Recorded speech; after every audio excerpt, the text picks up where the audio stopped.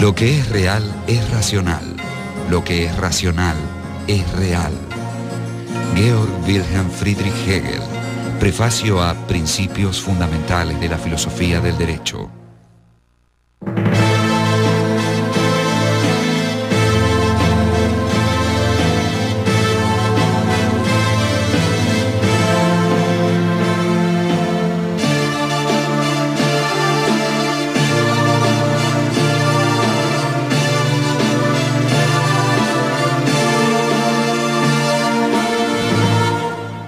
Georg Wilhelm Friedrich Hegel. Hegel tenía clara idea de que estamos en un cambio radical de época, que el viejo mundo se desmoronaba y que síntomas como el aburrimiento, la sensación de vacío, incluso cierta liviandad y trivialidad reinantes eran justamente síntomas de que este mundo ya era insostenible, vale decir, el mundo de la modernidad.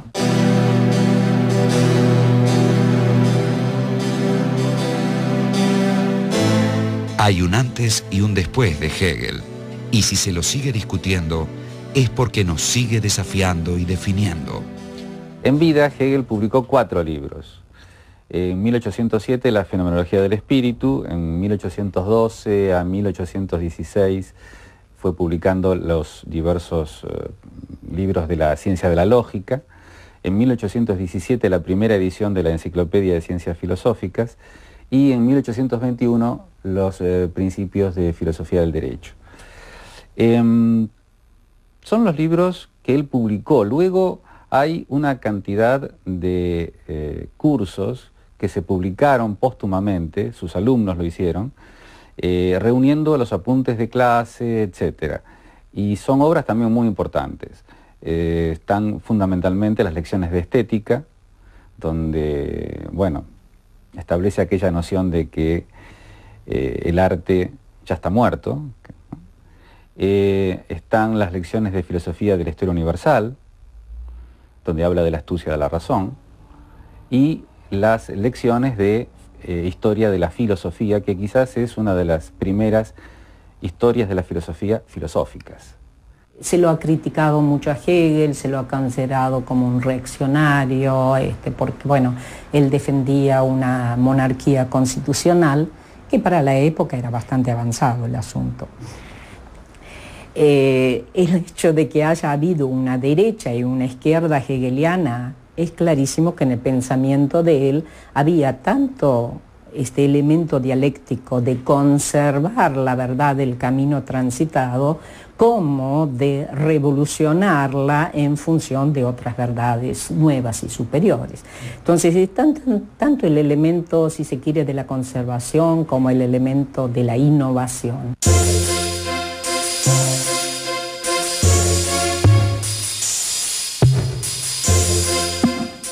Georg Wilhelm Friedrich Hegel nació en Stuttgart, una ciudad al sur de Alemania que pertenecía al Imperio Prusiano en 1770. Su padre era funcionario fiscal del ducado. A los 18 años, el joven Hegel se inscribió en la Universidad de Tubinga para cursar la carrera de teología. Trabó allí amistad con 2 jóvenes que serían clave para la cultura romántica alemana: el filósofo Friedrich Wilhelm Joseph Schelling y el poeta Friedrich Hölderlin. Los 3 amigos compartieron habitaciones, estudios e ideales. Al finalizar sus estudios y consciente de su falta de vocación para la carrera eclesiástica, Hegel se ganó la vida como preceptor en familias acomodadas. Recién en 1801 obtuvo, gracias a la recomendación de Schelling, una cátedra en la Universidad de Jena. Su primer texto importante no aparecería hasta 1807. Se trataba de la Fenomenología del espíritu, concebida por Hegel como una introducción a su sistema filosófico.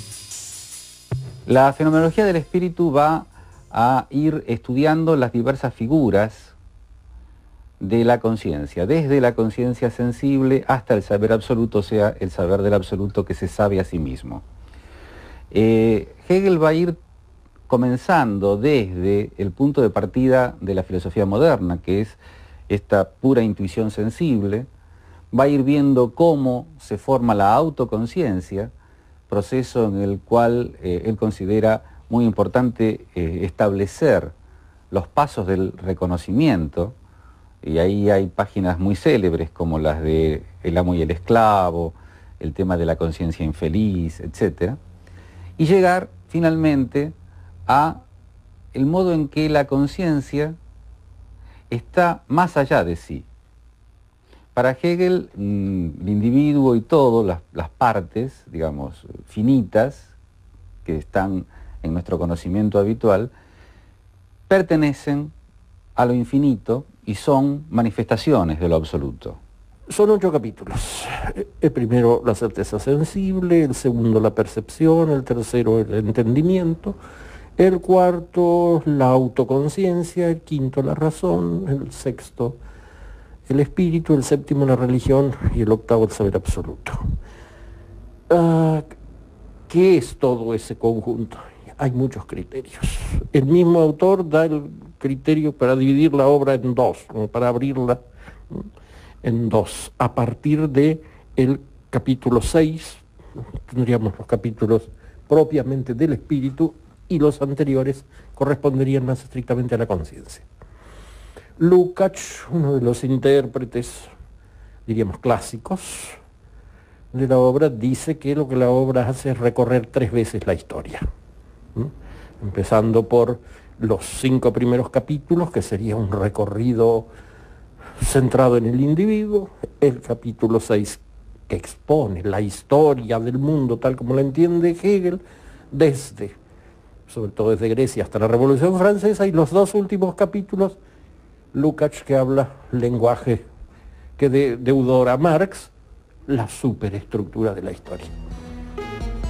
La fenomenología del espíritu dibuja las figuras de la conciencia, desde la mera conciencia sensible, pasando por la autoconciencia, hasta llegar al saber absoluto, o sea, a la conciencia de que en el propio pensamiento el absoluto se piensa a sí mismo.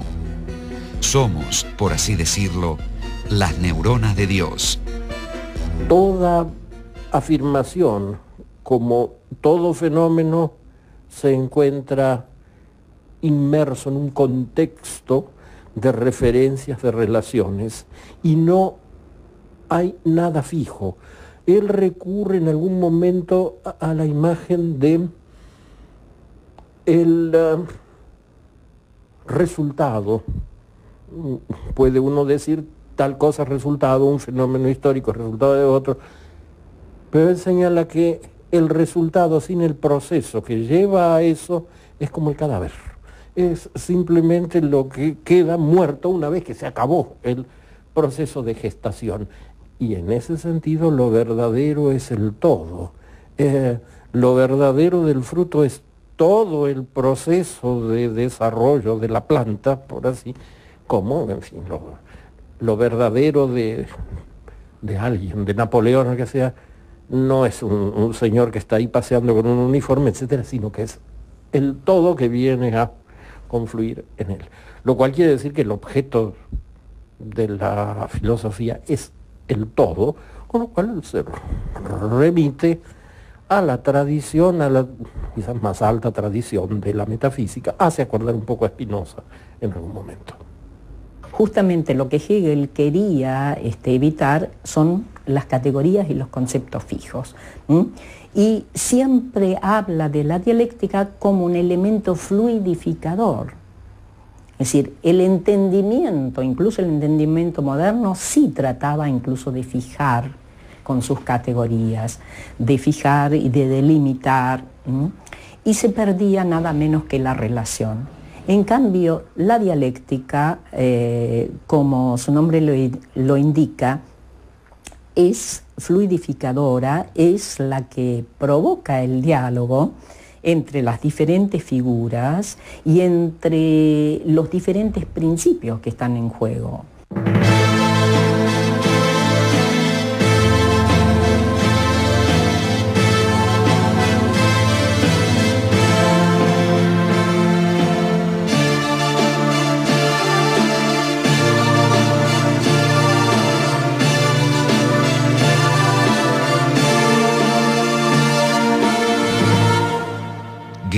Wilhelm Friedrich Hegel.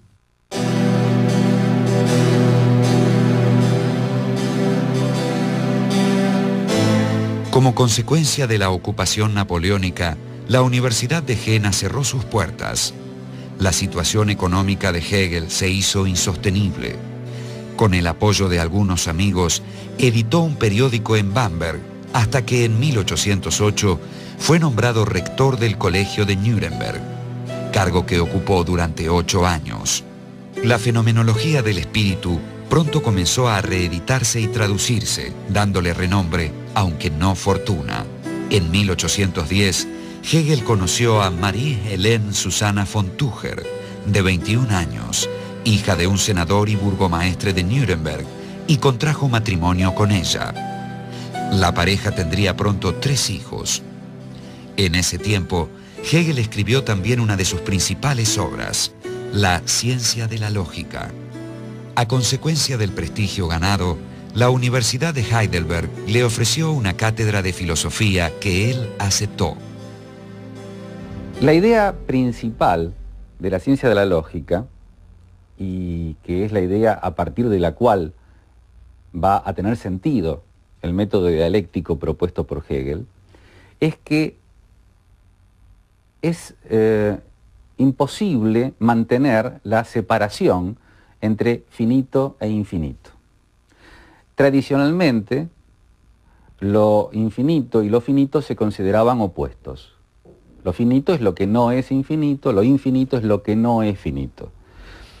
Pero si pensamos esto así, al pensar lo finito como lo otro de lo infinito tendría un límite, y ese límite estaría en la finitud.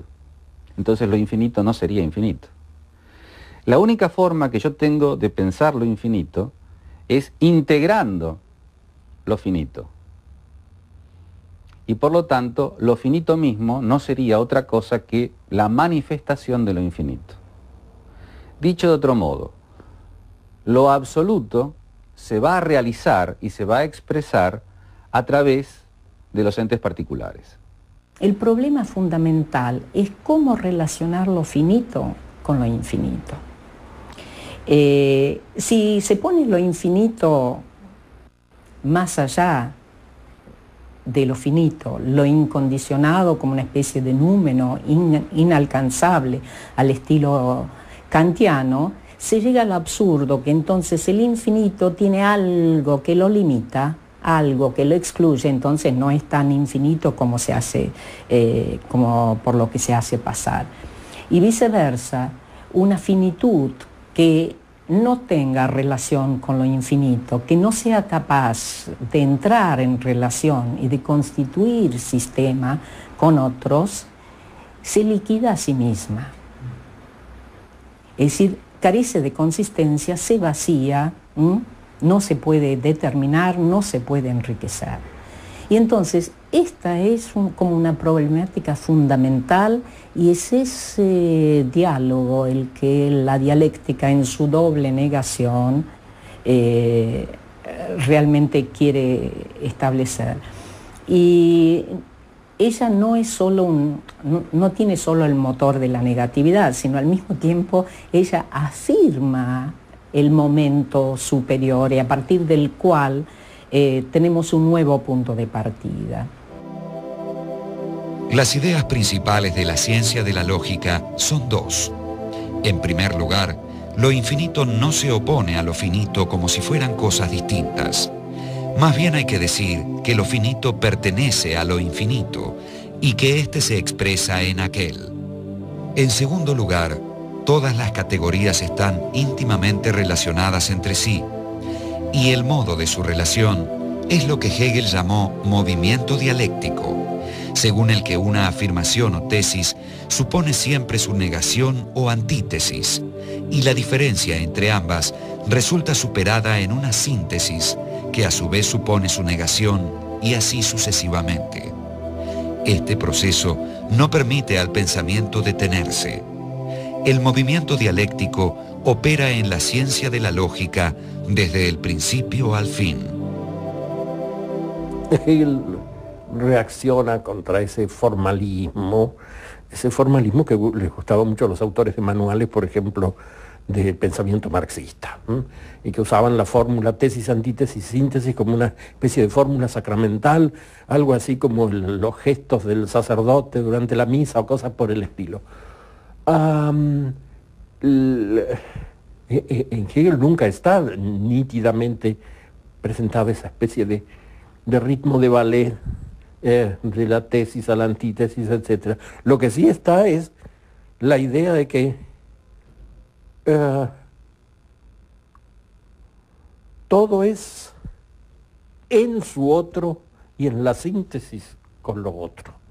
Como si se dijera, uno no es solamente eso que cree ser o eso que figura declarado en los documentos o algo por el estilo, sino que es su entorno, su historia, su mundo y la forma como eso, que es lo otro respecto de él, viene a integrarlo. Porque la realidad misma es dialéctica y entonces el pensamiento no puede adecuarse a la realidad si no es también dinámico y por lo tanto dialéctico. El problema del entendimiento kantiano, por ejemplo, es que es fijo, trata de establecer, de fijar, y la idea de Hegel es que justamente en ese sentido pierde, digamos, la realidad, porque la realidad es absolutamente fluyente. La ciencia de la lógica comienza donde termina la fenomenología del espíritu y constituye propiamente la primera parte del sistema hegeliano y una de las pocas que desarrolló en detalle. Poco tiempo después, Hegel presentó la visión general de su sistema en un libro que llevó el título de Enciclopedia de las Ciencias Filosóficas. La enciclopedia expone el sistema maduro de Hegel, el sistema tripartito, o sea, el sistema de las ciencias filosóficas. Las tres principales son la lógica, la filosofía de la naturaleza y la filosofía del espíritu. ¿En qué termina el sistema de Hegel? Porque hay que entender que esto es un proceso. Termina en una noción que es la de la idea. La idea es algo así como la síntesis dinámica y nunca terminada, siempre en infinito despliegue, de todas las determinaciones que podamos acuñar. Y esto significa que el sistema no tiene fin. Esto significa que cuando Hegel establece algún punto donde dice, bueno, hasta acá llegamos, no está diciendo que no haya despliegues ulteriores, está diciendo que la filosofía puede ver lo que ha ocurrido, lo que se ha desplegado, lo que se ha determinado hasta un punto, pero que en realidad no hay cesación del proceso. Si el proceso se detuviera, todo se caería, porque lo que realmente tiene como base el pensamiento de Hegel es que el todo, el absoluto, es este proceso, es esta dinamis, es una dinamicidad absoluta. En 1818, Hegel ocupó una cátedra de filosofía en la Universidad de Berlín.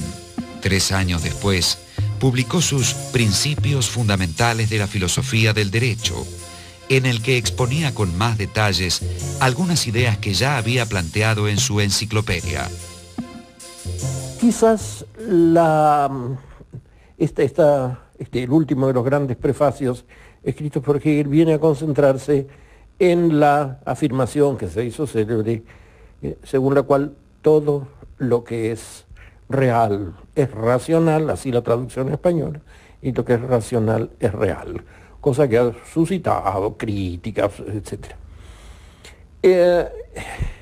Eso viene a condensar la idea de que no se trata de proponer al lector cómo debe estar organizado el derecho y las instituciones del derecho, la familia, la sociedad, el Estado, sino que se trata de aprender de lo que es, lo cual querría decir, se viene a constituir este discurso en el análisis de cómo es el mundo, del derecho, o como dice el otro título de la obra, del Estado, de la organización de la sociedad y del Estado. Justamente la figura de Hegel, una figura bisagra, significativa. Es decir, cierra una época que sería la modernidad, la lleva a su culminación, esta filosofía de la subjetividad autónoma, autosuficiente, confirmada por la Revolución Francesa, es decir, el yo pienso se confirma por el yo puedo, y entonces esta va a ser una marca que va a estar en Hegel, incluso la va a llevar a su exasperación. Pero abre la puerta del pensamiento contemporáneo porque justamente nos abre a la relación con el otro. Hay una frase significativa dentro de la fenomenología del espíritu donde Hegel justamente dice que solo hay una autoconciencia, es decir, un yo, un sujeto, frente a otra autoconciencia. El ingreso del otro, entonces, en la relación consigo mismo, evidentemente la hace estallar y en conflictos, pero al mismo tiempo la enriquece enormemente en ese intercambio. La importancia de Hegel en la historia de la filosofía no puede ser exagerada. Es prácticamente la filosofía en la que culmina la historia del pensamiento occidental desde los presocráticos. Trata justamente de cobijar a todos los filósofos anteriores como momentos previos de su propio sistema, y puede ser rechazada, pero muy difícilmente puede ser rechazada si aceptamos las reglas de juego. Y las reglas de juego son aceptar o suponer que el mundo de alguna manera es racional. Si el mundo es racional, es muy difícil decirle a Hegel que está equivocado.